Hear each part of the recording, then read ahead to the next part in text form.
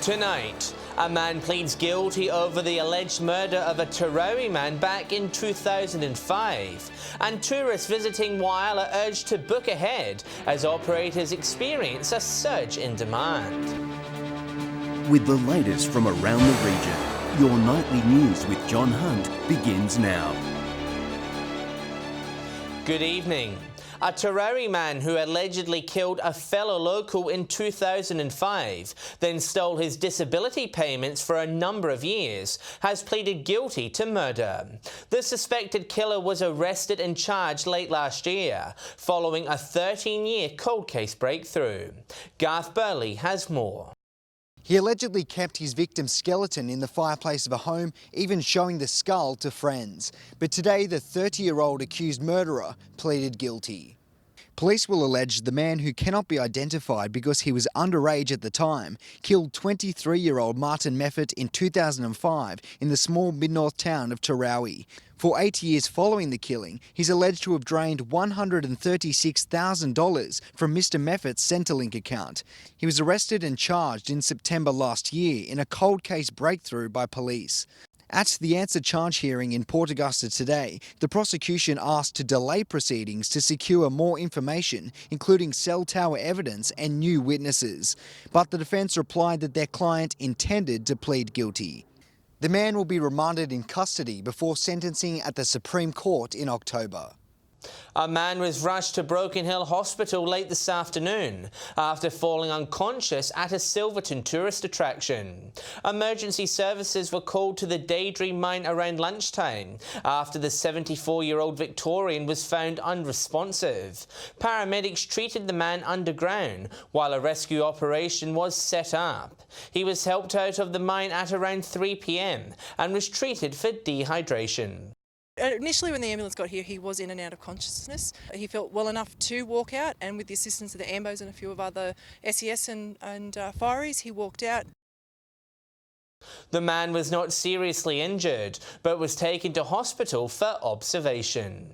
Member for Barwon Roy Butler has called for an inquiry into the management of water in New South Wales. He says stakeholders in his electorate are demanding answers. Calling for an investigation to boost public confidence. The public deserves to know. There deserves to be something transparent that points out what happened, what went wrong. Mr Butler says he's spoken with State Water Minister Melinda Pavey about setting one up, which he hopes could begin in the next few weeks. The Darling River Action Group has welcomed the intervention. Tom Kennedy says there have been a number of interstate inquiries which have found evidence of maladministration. What it will be is it'll be pushed by a local member who is not affiliated with neither of the major parties. Mr Butler also has terms of reference for the inquiry, including investigating whether there were financial gains behind decision-making. We need to get to the bottom of what's legal, what's happening, and make sure that public confidence is restored in the integrity of what's going on in our system in all those areas. However, the Action Group isn't confident of change. They say the power of lobby groups means it's unlikely any potential recommendations will be acted on. Lobby groups lobbying for their position, and so it makes it very difficult for a lot of these things to be implemented when so many people are opposed to their implementation. Ms Pavey was unavailable for comment today. Patrick Reinke, 7 Spencer Gulf News. 4 power companies who operated wind farms during the 2016 South Australian blackout are being taken to court by the energy regulator. AGL, Neon SA, Pacific Hydron and Tilt are alleged to have failed to provide adequate systems to protect against disturbances. Regulator Chair Paula Conboy says operators have a responsibility to comply with performance standards. A lack of wind combined with damage to power lines plunged the region into darkness. It also saw the wireless steelworks blast furnace sustain millions of dollars of damage. The approval of a $500 million wind farm near Crystal Brook has been met with community backlash. Residents of the town say they're concerned about potential health implications. The Crystal Brook wind farm has been an issue of contention for some time. Yesterday's news of a $500 million project getting the go-ahead has blown away opponents. Devastating for myself and for a number of people in the Crystal Brook area. We had sort of hoped the decision would go in favour of the wind development not going ahead. The project was given the green light by the State Commission Assessment Panel, with construction expected to begin next year. Treasurer Rob Lucas says it will be a boost for local employment. The proponents are claiming that it will create 250 direct jobs and 400 associated jobs long term. Opponents say they're concerned about the potential health effects that come with having turbines close to home. The same concerns are still there in that the effect on the health and the well-being of the people within the township of Crystal Brook. Mayor Leon Stevens says the news is bittersweet. Port Pirie Regional Council has twice opposed the farm's construction, but he's hopeful there will be some benefits. It's a great opportunity for the region in some respects and not so great in the other respects, but it is one of those things that I think is progress. Dominic Beaton, 7 Spencer Gulf News. A Steelworks maintenance program has Wyler hotels and caravan parks nearly booked out. Operators say it's good news for their industry, with tourists being warned to plan ahead. After years of struggle, the Wyler hospitality industry is booming. There's more people around. It's certainly a positive vibe around. It gives us more work for our staff as well. Sometimes I have to go to the supermarket 4 times a day, 50 loaves of bread at a time, and everything fresh. We're looking after about 150 people at the moment, and it's wonderful. A recent maintenance program at the local steelworks has seen an influx of people into the city. Demand is so high, midweek tourists are struggling to find a bed. At all in the city from Monday to Thursdays. I've been sending people to Tumby Bay, Port Augustus booked out, Cowes booked out, so it's exciting times ahead. Operators say tourists should plan ahead and contact them. Make your bookings further in advance than just think you can drive through and get a booking. And with developments such as the Coltana Solar Farm on the horizon, the demand is here to stay. Staff are also reaping the benefits with plenty of work hours available. Increase our employees by at least 40-50%, and they're doing longer and longer hours, and they're loving it. Shari Hams, 7 Spencer Gulf News. Still to come tonight, the Flinders and Outback to play a big role in a new master plan. And a Navy ship docks for the final time in Port Pirie. Welcome back. A new South Australian tourism master plan is targeting nearly $13 billion in visitor spending by 2030. The Far North RDA expects the Flinders and Outback region to play a key role. As the owner of Port Augusta's Comfort Inn, Aaron Morgan is one of more than 4,000 accommodation businesses across the state that rely on tourism to fill their rooms. Tourism is a vital component to the accommodation industry. But he's worried the new state tourism plan will only focus on the biggest holiday hotspots. What works down the Eyre Peninsula and up in Hawker and that doesn't work in Port Augusta, so while it's good to have an overarching plan, they need to have a little bit of micro look in certain sectors as well. The 2030 target aims to grow the state's visitor economy to nearly $13 billion, while creating an additional 16,000 jobs. $5 billion of that figure is slated to come from the regions. We're really trying to get people out into the regions to spend their money out there, generate jobs. The state's tourism industry placing an increased focus on marketing as well as collaboration between local suppliers. And if the last 3 years are anything to go by, the RDA says the Flinders Ranges and Outback region could be a big player in bankrolling tourism. The Flinders Ranges and Outback region alone contributed nearly $430 million in tourism to the local economy. Garth Burley, 7 Spencer Gulf News. The Navy's HMAS Success has made a final port of call in our region. The boat will be dismantled in Port Pirie, with the materials then sent on to Wyler. Dominic Beaton has more. A 33-year-old voyage comes to an end. The 18,000-tonne HMAS Success is spending the final chapter of her life here at the loading docks of Port Pirie. A number of ex-service members live here in town. Corey Lozzo, a former cook in the Navy, spent 2 years aboard the vessel exploring the world at sea. Filled with mixed emotions, he says he is grateful to give the old girl a final bon voyage in his own hometown. Bittersweet, exciting to see her. I don't think I've laid eyes on Success for 12 years or so. Her arrival yesterday afternoon was quite the show for spectators. HMAS Success spent 10 days travelling from Sydney after a decommissioning ceremony and was guided into port by 3 tugboats. The Navy says that the ownership has been successfully transferred over to McMahon Services, who are set to scrap the old replenishment ship. Over the coming months, it'll be dismantled here in Peary, with a final recycling work to the hull to be completed in Whyalla. The next round of grant funding from Port Lincoln's Bendigo Bank has been launched, with $200,000 up for grabs. The bank hosted an information session where community groups were briefed on how to apply. Since beginning 8 years ago, over $3.2 million has been delivered to community groups. Hopefully we will get some real good projects that will help Port Lincoln and be to the benefit of the whole community. Applications can be lodged through the bank's website. Submissions close at the end of the month. Port Lincoln High School was full of excitement today, with its Aboriginal art program receiving a South Australian Art Award. More than a dozen students worked together to create the unique painting.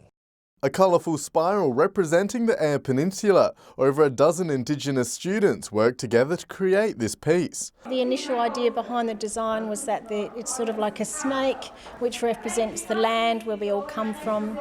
A lot of the blues and greens represent the ocean. The painting has won a South Australian Art Award along with $2,500. It's part of a state government initiative supporting Aboriginal entrepreneurship, with part of the old Royal Adelaide Hospital being redeveloped into an innovation hub. It's around start-up Aboriginal businesses, but importantly we want to connect with what's going on North Terrace to the school and other parts of South Australia.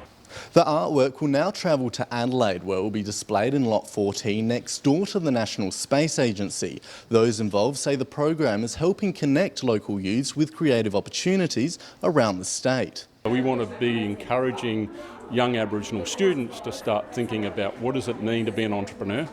I said to the students this morning, you could basically say it's coming up with a cool idea and turning it into a business. Nathan Regter, 7 Spencer Golf News. Looks good. Stay with us after the break. We'll take a look at your local fuel prices and we'll have the weather details with Britt. Hello again. A Whyalla footy stalwart will celebrate game 500 this Saturday. Runa Bay's Brenton Caban will join an elite club this weekend and says he's still got some footy left in him before he retires. Scoring a Runa Bay record next weekend. Rather than a personal milestone, this is a club milestone because there's not many people in Whyalla who have played 500 games. Never had one 500 before, and not many clubs have. And it's a real achievement by BC.